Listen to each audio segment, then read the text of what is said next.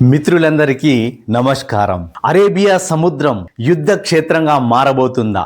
ఒకవైపు పాకిస్తాన్, మరోవైపు భారత్. ఈ రెండు దేశాలు ఒకదాని తర్వాత ఒకటి క్షిపణి పరీక్షలకు సిద్ధమయ్యాయి. అసలు ఈ నోటం అంటే ఏమిటి? ఇది సాధారణ పరీక్ష లేక దీని వెనుక ఏదైనా అంతర్జాతీయ కుట్ర ఉందా? పూర్తి వివరాలు ఈ వీడియోలో తెలుసుకుందాం మిత్రులారా. నోటం అంటే ఏమిటి? Notice to airmen. విమానయాన సంస్థలకు ఈ హెచ్చరికలు ఎలా ఇస్తారు? సముద్ర మార్గంలో నౌకలను ఎలా నియంత్రిస్తారు తెలుసుకుందాం. ప్రస్తుతం భారత్ పాకిస్తాన్ మధ్య మిసైల్ టెస్టులు, సైనిక వ్యాయామాలు జరుగుచున్న సందర్భంలో నోటీస్ టు ఎయిర్ మిషన్ చాలా కీలక పాత్ర పోషిస్తుంది. ఈ పరిస్థితుల్లో ఒక దేశం క్షిపణి పరీక్ష చేయబోతున్నప్పుడు ముందుగానే నోటం జారీ చేసి ఆ ప్రాంతాన్ని నో ఫ్లై జోన్ గా ప్రకటిస్తుంది. అంటే ఆ సమయంలో ఆకాశ మార్గంలో ఎలాంటి విమానాలు వెళ్ళకూడదని సూచిస్తుంది. ఉదాహరణకు భారత్ బే ఆఫ్ బెంగాల్లో మిసైల్ టెస్ట్ చేసే ముందు 1000 కిలోమీటర్ల పరిధిలో గగనతలాన్ని మూసివేస్తూ నోటం జారీ చేసింది. తద్వారా విమానాలు మరియు నౌకలు ప్రమాదానికి గురి కాకుండా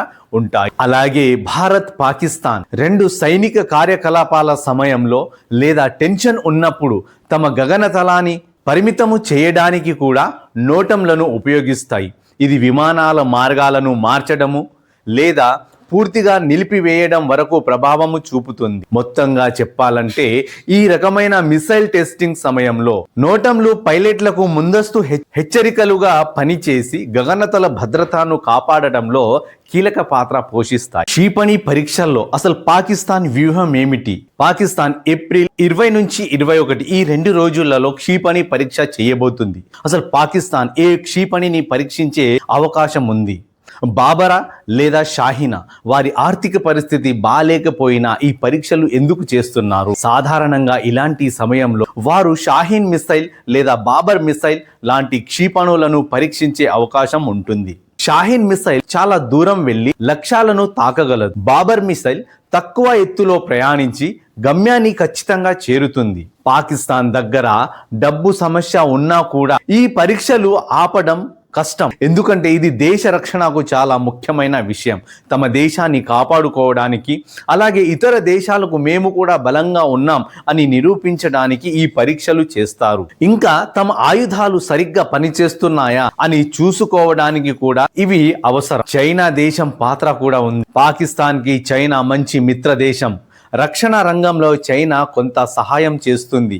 అందువల్ల పాకిస్తాన్ తక్కువ ఖర్చుతో కూడా ఈ రకమైన క్షిపణి పరీక్షలు చేయగలుగుతోంది. మొత్తం మీద డబ్బు సమస్యలు ఉన్నా కూడా భద్రత కోసం పాకిస్తాన్ ఈ పరీక్షలను కొనసాగిస్తుంది. మరి మన భారతదేశం, మన భారత్ యొక్క పవర్, ఆ షో ఎప్పుడో తెలుసా? ఏప్రిల్ 22 నుంచి 25 ఈ 4 రోజులు మన భారత్ పవర్ షో. మన భారత్ ఎందుకు 4 రోజుల సుదీర్ఘ సమయం తీసుకుంది?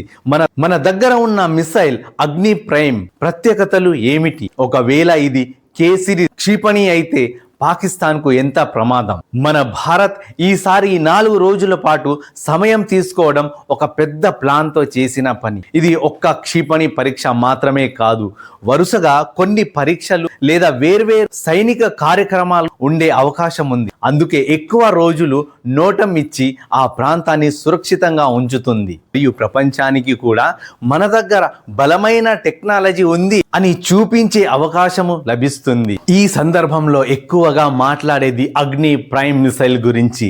ఇది కొత్త తరం క్షిపణి. ఇది చాలా వేగంగా ప్రయాణిస్తుంది, దూరంగా ఉన్న లక్ష్యాన్ని ఖచ్చితంగా తాకగలదు మరియు సులభంగా ఒక చోటు నుంచి మరో చోటికి తరలించవచ్చు. అంటే అవసరం వచ్చినప్పుడు త్వరగా ఉపయోగించుకోవచ్చు. ఒకవేళ భారత్ కే సిరీస్ మిసైల్ అంటే సబ్ మెరైన్ నుంచి ప్రయోగించే మిసైల్ పరీక్ష చేస్తే అది పాకిస్తాన్ కు ఇంకా పెద్ద సవాలు అవుతుంది. ఎందుకంటే ఈ క్షిపణులను సముద్రంలో దాగి ఉన్న సబ్ మెరైన్ నుంచి ప్రయోగిస్తారు. ఇవి ఎక్కడి నుంచి వస్తున్నాయో ముందే గుర్తించడం చాలా కష్టం. అందువల్ల ప్రత్యర్థి దేశానికి రక్షణ తీసుకోవడం కష్టం అవుతుంది.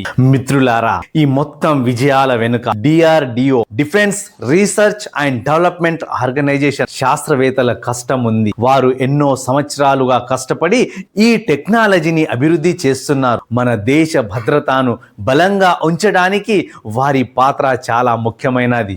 మన డిఆర్డిఓ శాస్త్రవేత్తలకు మనస్ఫూర్తిగా అభినందనాలు. దేశం కోసం నిశ్శబ్దంగా నిరంతరం కష్టపడుతూ మన భద్రతను కాపాడుతున్న మీ అందరికీ హృదయపూర్వక ధన్యవాదాలు తెలియజేసుకుంటున్నా. మీ కృషి వల్లే భారత్ మరింత బలంగా నిలుస్తుంది. మీ అందరికీ జయప్రదమైన సెల్యూట్. అసలు భారతదేశం ఈ సమయంలోనే ఎందుకు క్షిపణి పరీక్ష చేయబోతుంది? ఈ సమయంలోనే భారత్ ఈ పరీక్షలు చేయడం యాదృచ్ఛికం కాదు. దీని వెనుక పెద్ద కారణం ఉంది. ప్రస్తుతము ప్రపంచంలో కొన్ని ముఖ్యమైన సంఘటనలు జరుగుతున్నాయి. మాల్దీవ్స్ దగ్గర భారత్ చైనా ప్రభావం గురించి చర్చలు పెరుగుతున్నాయి.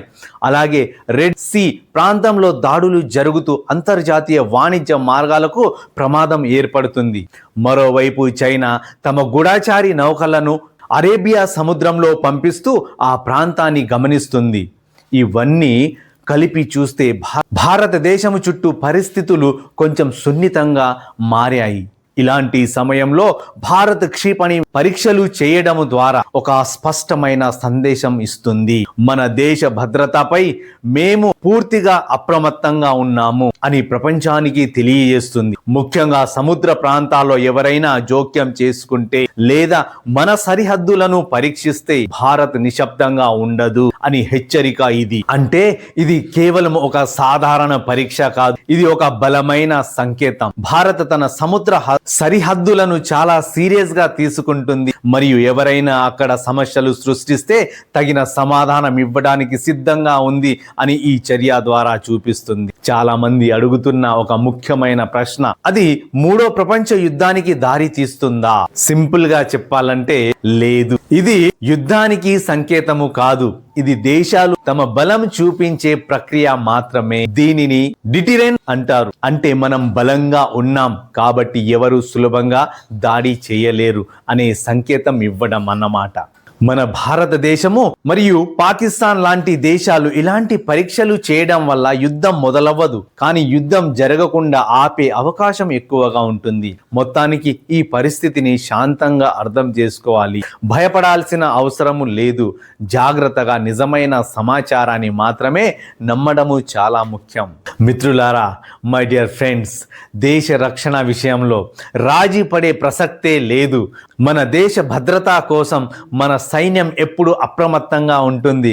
కాబట్టి మన సైన్యం మీద మనకు పూర్తి నమ్మకం ఉండాలి. వారు చేస్తున్న ప్రతి చర్య దేశాన్ని మరింత సురక్షితంగా ఉంచడానికే. మన దేశాన్ని కాపాడుతున్న Indian army, Indian navy, Indian air force సైనికులకు హృదయపూర్వక కృతజ్ఞతలు. పగలు రాత్రి తేడా లేకుండా ఎన్నో కష్టాలు భరిస్తూ దేశాన్ని రక్షిస్తున్న మీ అందరికీ మనస్ఫూర్తిగా నమస్కారములు. మీ సేవలు అమూల్యమైనవి. మీకు మా గౌరవప్రదమైన సెల్యూట్. మై డియర్ ఫ్రెండ్స్, భారతదేశం అంటే, భారత సైనికులంటే మీకు గౌరవం ఉంటే, దేశం మీద ప్రేమ ఉంటే కామెంట్లో ఖచ్చితంగా జై హింద్ అని రాయండి. థ్యాంక్ యూ మిత్రులారా, థ్యాంక్ యూ సో మచ్.